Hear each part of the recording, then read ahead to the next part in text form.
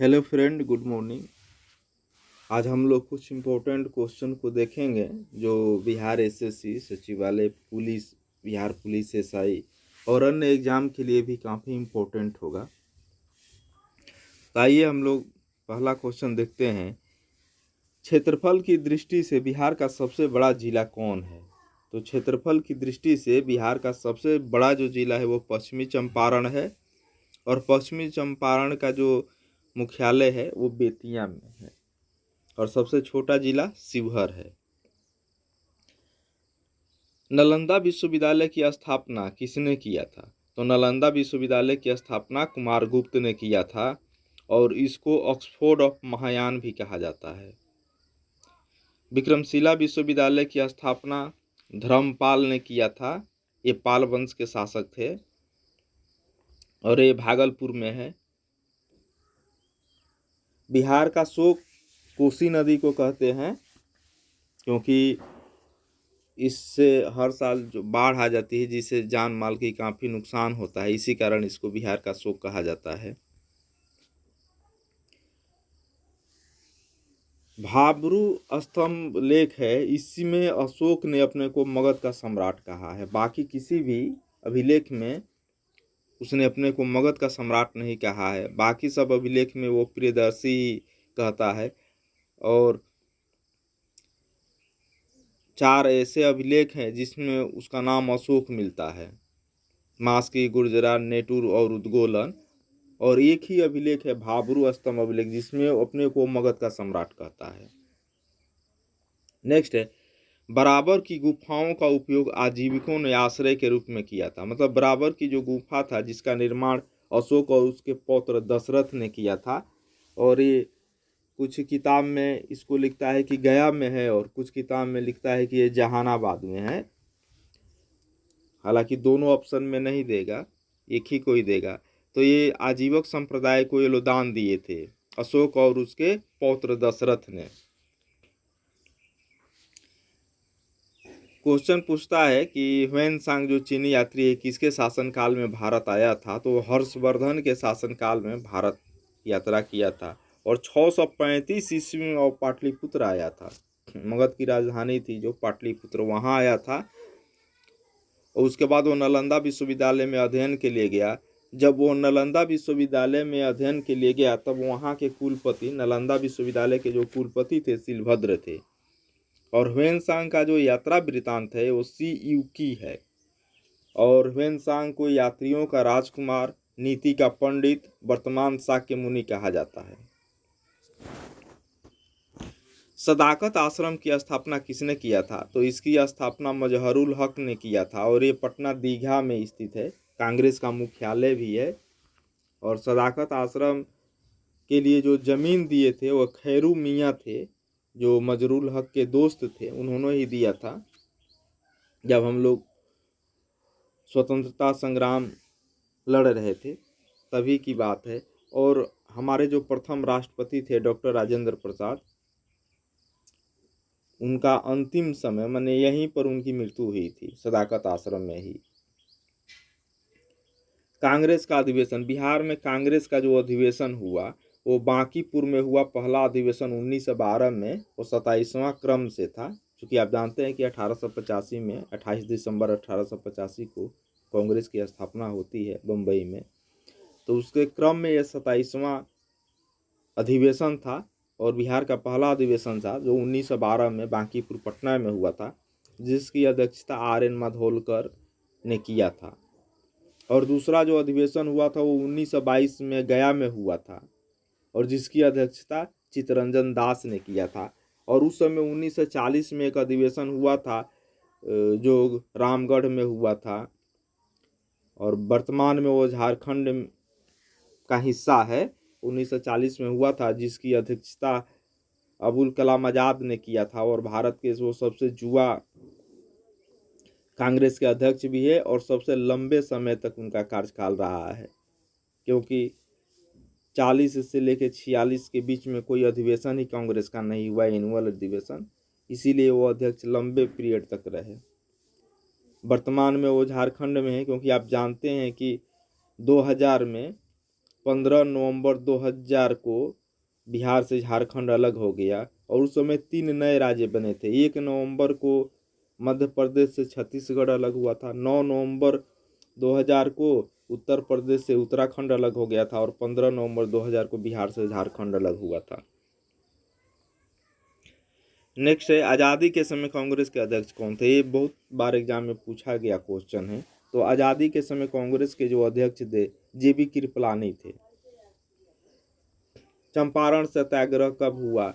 तो ये 1917 में हुआ था और ये तिनकठिया प्रथा के विरोध में हुआ था, जिसका नेतृत्व महात्मा गांधी ने किया था। और ये गांधी का पहला सत्याग्रह काफ़ी सफल हुआ था और इसकी सफलता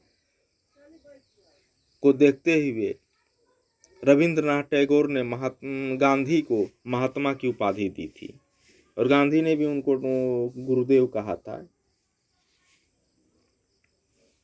और ये चंपारण सत्याग्रह से एक और क्वेश्चन पूछा जाता है कि इसके लिए जो कमेटी बनी थी FG सलाई की अध्यक्षता में, वहीं अध्यक्ष थे, गांधी भी उसके एक मेंबर थे।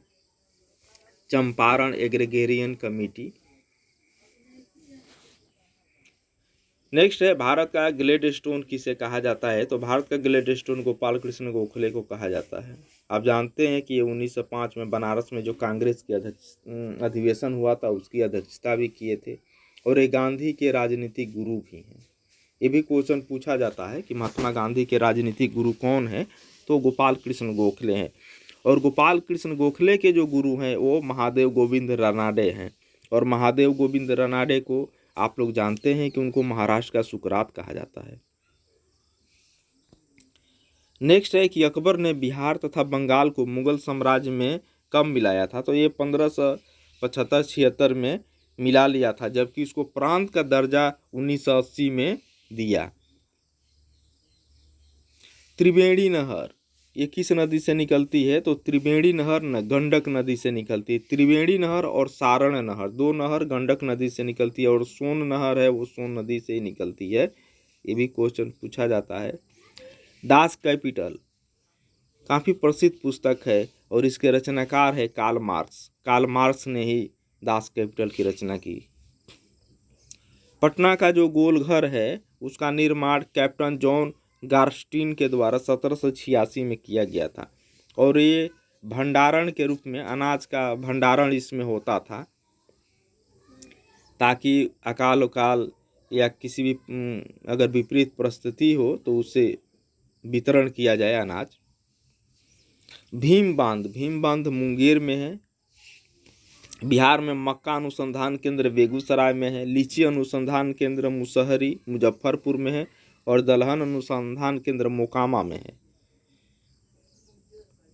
भारत में हरित क्रांति के जनक डॉक्टर MS स्वामीनाथन हैं और अगर विश्व में पूछे तो नॉर्मन बोरलॉग है।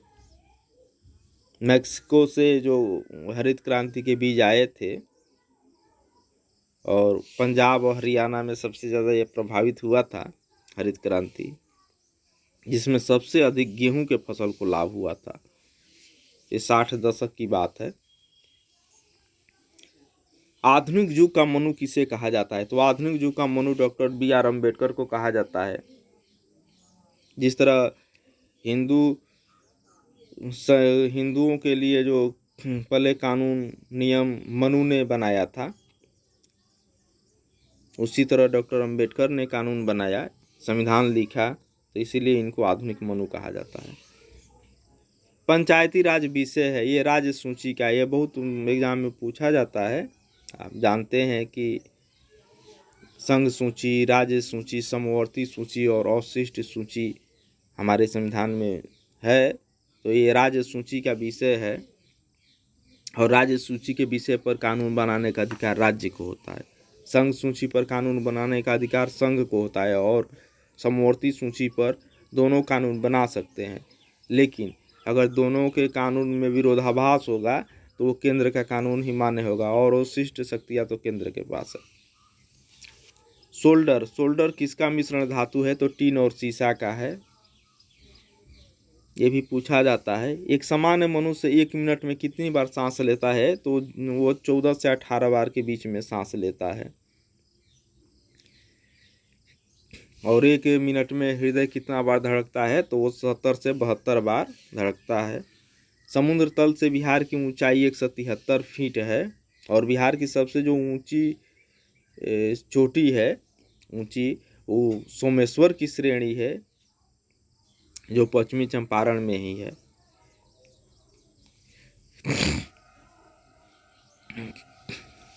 स्कर्वी बीमारी किस विटामिन की कमी से होती है? तो स्कर्वी बीमारी है, ये विटामिन सी की कमी से होती है। और आप लोग जानते हैं कि इस बीमारी में मसूड़ों से, दांत के मसूड़ों से ब्लड आता है।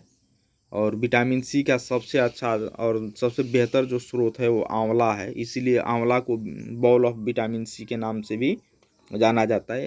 हालांकि जितने भी साइट्रिक फ्रूट है, खट्टे फल है, उसमें विटामिन सी मिलता है। मुद्रा राक्षस के लेखक कौन है? तो ये विशाखदत्त हैं। और मुद्रा राक्षस में ही मौर्य वंश को विशाखदत्त ने ब्रिसल कुल का कहा है। और उसके लिए जो ब्रिसल शब्द है, जिसका अर्थ होता है निम्न कुल का। देश में सर्वाधिक वन क्षेत्र किस राज्य में है? तो देश में सर्वाधिक वन क्षेत्र मध्य प्रदेश में है। और अगर क्वेश्चन में प्रतिशत पूछ दे, तो प्रतिशत जो सर्वाधिक है वो मिजोरम का है। और अभी जो 2021 में जो डेटा आया, तो उसमें सबसे ज़्यादा वृद्धि जो जहाँ हो रहा है वो है आंध्र प्रदेश। हर 2 साल पर आता है, इसका सेंसस होता है, इसके डेटा आता है हर 2 वर्ष पर इसकी। किशनगंज जिला बिहार का ऐसा जिला है जो पश्चिम बंगाल और नेपाल दोनों की सीमा को स्पर्श करता है। और किशनगंज में ही बिहार में सबसे ज़्यादा वर्षा होती है। और चाय की खेती इसलिए किशनगंज में ही बिहार में होता है। सत्यशोधक समाज की स्थापना किसने किया था? तो इसका स्थापना ज्योतिबा फूले ने किया था।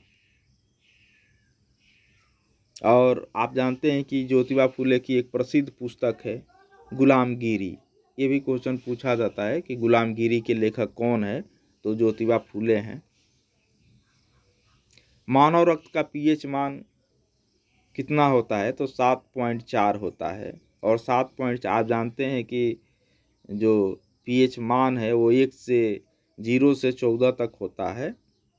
और 7 से जो नीचे होता है वो अम्लीय होता है, 7 से ऊपर होता है वो क्षारीय होता है। तो 7.4 है, यानी हल्का क्षारीय है पीएच मान। मानव शरीर में हड्डियों की संख्या तो 206 है। और बच्चों में 300 होती है। और हड्डी में ये भी क्वेश्चन पूछा जाता है कि सबसे बड़ी हड्डी मानव शरीर की, तो वो फीमर है, जो जांघ की हड्डी है। और सबसे छोटी हड्डी जो स्टेप्स है वो कान की है। कान में 3 हड्डी होती है, दोनों कान मिलके 6 हड्डी होती है। विश्व का सबसे गहरा महासागर तो प्रशांत महासागर है निश्चित रूप से, क्योंकि मेरियाना जो गर्त है, मेरियाना ट्रीच, और प्रशांत महासागर में है, जिसकी गहराई 11,022 मीटर है। तो विश्व का सबसे गहरा स्थान ये हुआ। और सबसे ऊंचा स्थान तो एवरेस्ट हो जाएगा। एवरेस्ट जिसकी ऊंचाई 8,848 मीटर है, और ये नेपाल में है।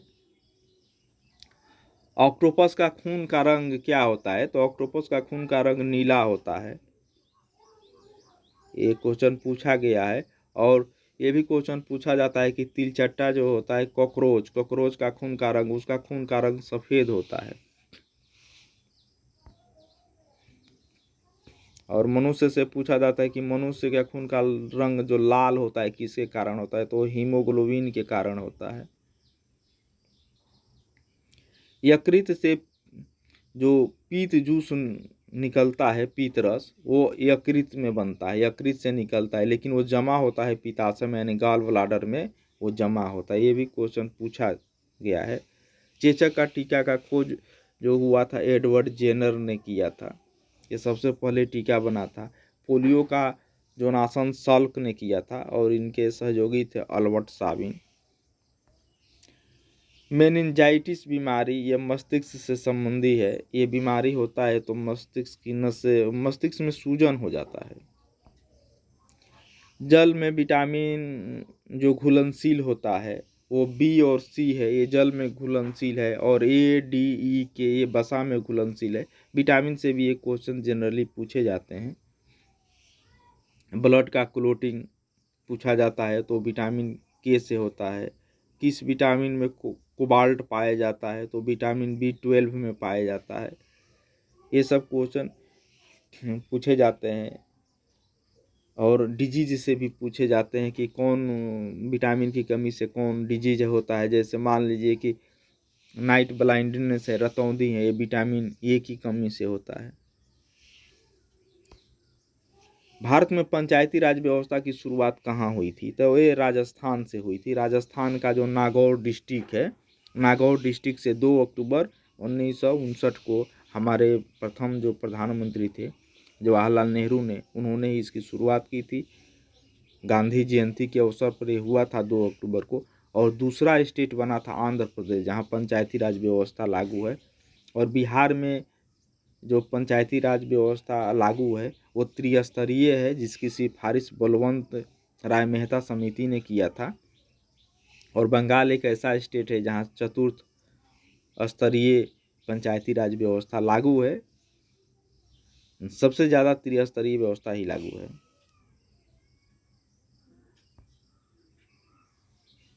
उज्जैन का प्राचीन नाम क्या है? उज्जैन का प्राचीन नाम अवंतिका है।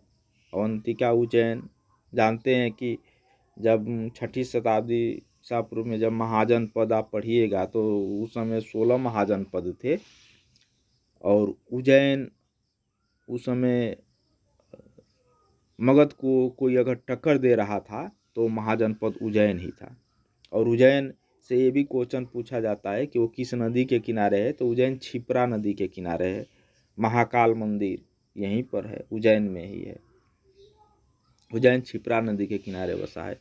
और यहीं के शासक चंद्र प्रदोत थे, जिनको पीलिया रोग हो गया था, जिसको इलाज के लिए बिंबिसार ने अपने राजवैद्य जीवक को भेजा था, और उसने इलाज करके उसका पीलिया रोग को ठीक कर दिया था, यानी जॉन्डिस को। उसके बाद दोनों में दोस्ती हो गई थी, पहले दुश्मनी थी।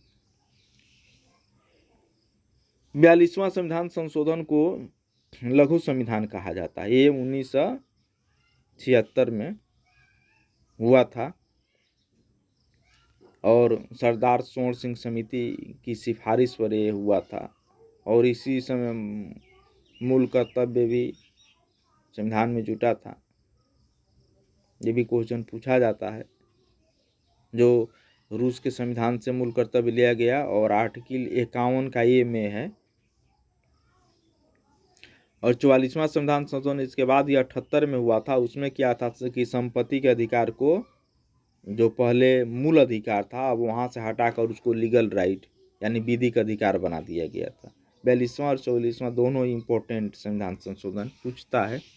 चाहे EWS जो 10% आरक्षण है, EWS वो 103 संविधान संशोधन में हुआ है।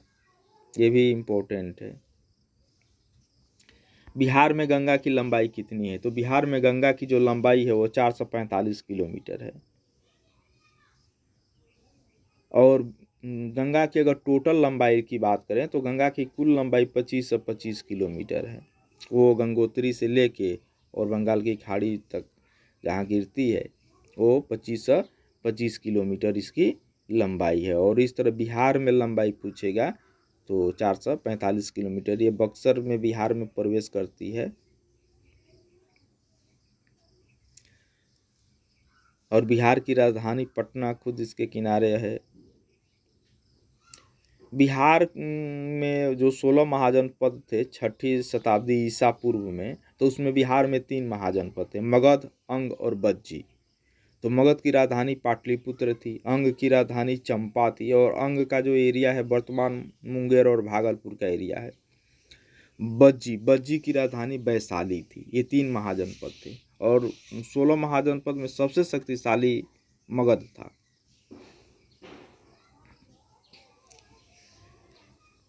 सबसे बड़ा ग्रह कौन है? बृहस्पति है, और सबसे छोटा ग्रह बुध है। और ये सौर मंडल से ये क्वेश्चन बहुत बार पूछा गया है। मंगल एवं बृहस्पति के बीच क्षुद्र ग्रह पाए जाते, पूछता एस्ट्रॉयड जो होते हैं वो कहाँ पाए जाते हैं, तो मंगल और बृहस्पति के बीच पाए जाते हैं। बुध और शुक्र का कोई उपग्रह नहीं है, बाकी सारे लोगों को कोई ना कोई उपग्रह है। जैसे पृथ्वी का एकमात्र उपग्रह है सैटेलाइट, वो है हमारा चंद्रमा। और सबसे ज़्यादा अगर उपग्रह है तो वो शनि के है।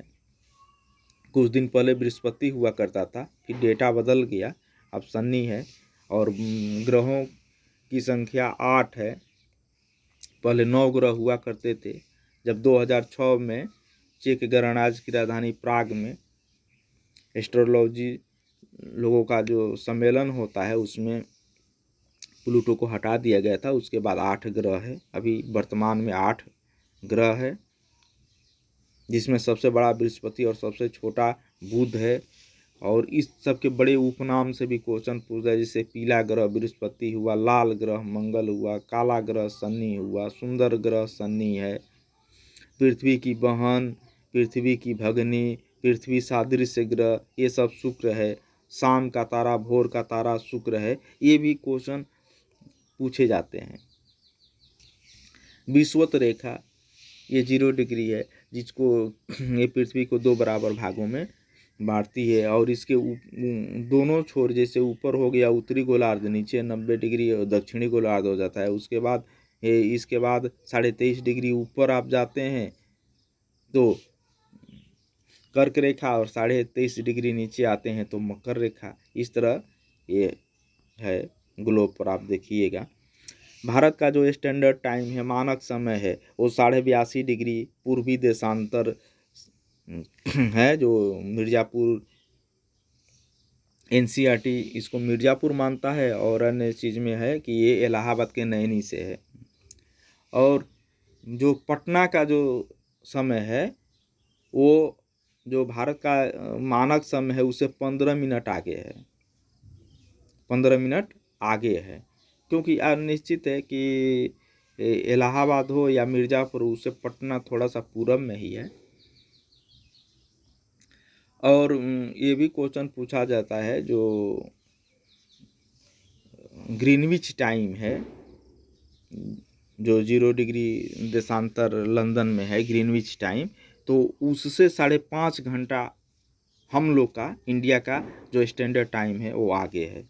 ये भी क्वेश्चन पूछ लिया जाता है। पृथ्वी के घूर्णन के कारण दिन रात होते हैं, और परिक्रमण के कारण ऋतुएं बदलते रहती है। 23 सितंबर और 21 मार्च को दिन रात बराबर होते हैं, और 21 जून को सबसे बड़ा दिन होता है। एशिया जो है वो सबसे बड़ा महाद्वीप है, और ऑस्ट्रेलिया सबसे छोटा महाद्वीप है। विश्व की सबसे लंबी नदी नील नदी है। एक क्वेश्चन पूछा जाता है कि विश्व की सबसे लंबी नदी कौन है, तो नील नदी है। और इसका जो उद्गम है वो विक्टोरिया झील से निकलती है और भूमध्य सागर में गिरती है। और जल आयतन की दृष्टि से अगर पूछ दिया तो वो सबसे जो बड़ी नदी होती है वो अमेजन होती है, क्योंकि वो विश्व की, कहा जाता है कि विश्व का 20% नदियों का जल उसी में है। विक्टोरिया जलप्रपात ये किस नदी पर है, तो जाम्बेजी नदी पर है।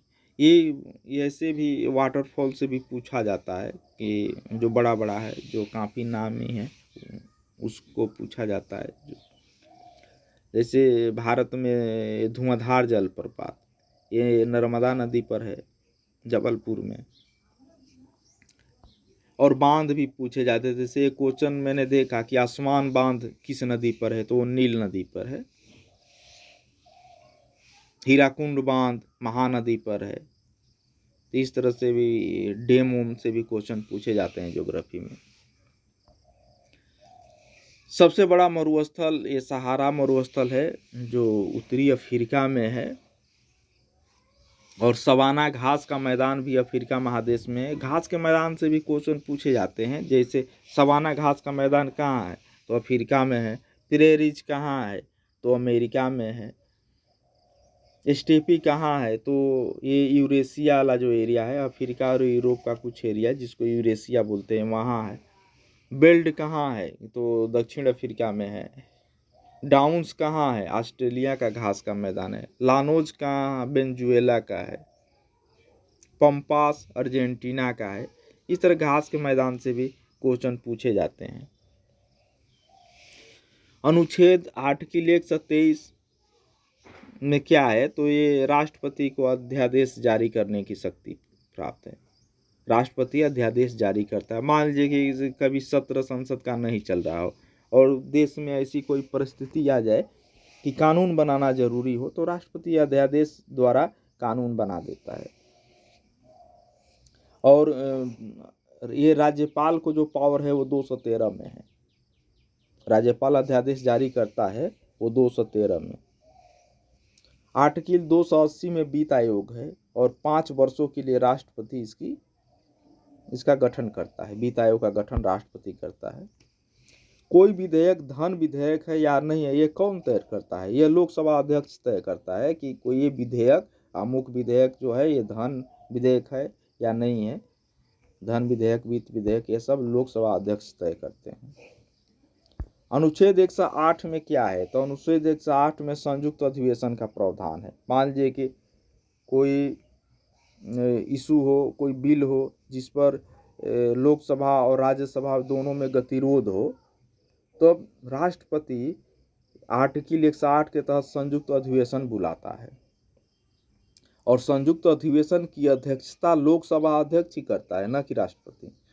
ये भी क्वेश्चन पूछे जाते हैं कि संयुक्त अधिवेशन की अध्यक्षता कौन करता है तो लोकसभा अध्यक्ष ही करता है, लेकिन बुलाता है राष्ट्रपति। आप देखिए फिर एक इम्पोर्टेंट अनुच्छेद है 124। 124 अनुच्छेद में सुप्रीम कोर्ट है और 214 में हाई कोर्ट है, यानी उच्च न्यायालय है 214 में और उच्चतम न्यायालय है 124 में। संविधान सभा के अस्थायी अध्यक्ष कौन थे? ये डॉक्टर सच्चिदानंद सिन्हा थे।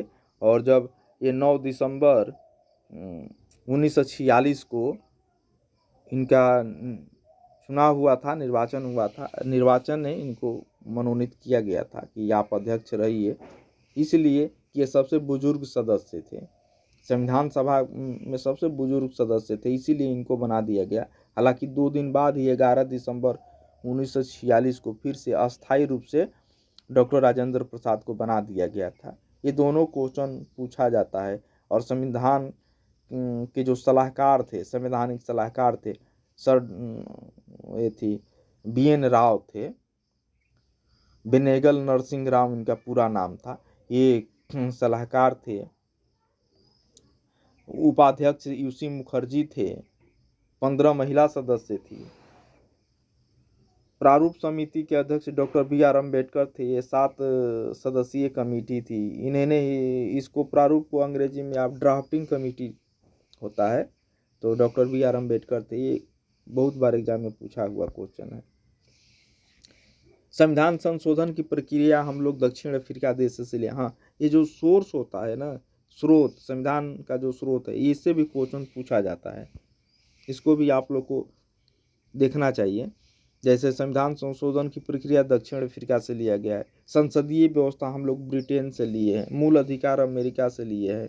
राज्य का नीति निर्देशक जो तत्व है वो आयरलैंड से है। संघात्मक व्यवस्था है, केंद्र और राज्य है, ये कनाडा से लिया गया है।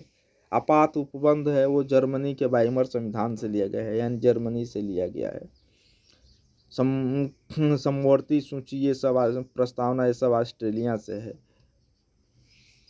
तो ये सब गणतंत्रात्मक व्यवस्था हमने फ्रांस से लिया है। मूल कर्तव्य हमने रूस के संविधान से लिया है। तो इससे भी क्वेश्चन पूछे जाते हैं, इसको भी आप लोग को देखना चाहिए। ओके फ्रेंड, फिर किसी नेक्स्ट इम्पोर्टेंट क्वेश्चन के साथ मिलते हैं। और आज दिवाली है, आप सभी को हैप्पी दिवाली। आप लोग अच्छा से तैयारी करिए। Okay, bye.